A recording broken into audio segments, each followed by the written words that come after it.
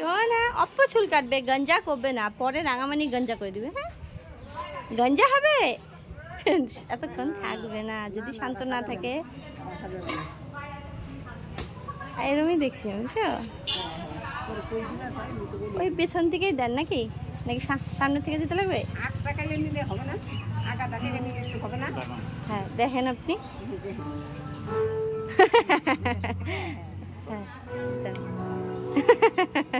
মামা তোমার hair cut হয়েছে শোনা। এই তো মামা কিচ্ছু না কিচ্ছু না মামা, দাদুটা তোমাকে কি এই যে শুন, ওর তো কাটবে, মা হাত ধরো, ওর তো কাটবে, ওর তো একটু কেটেছে তো, দিদার চুল কেটে দিয়েছে বিহু, তোমার চুল কাটেনি, দিদার।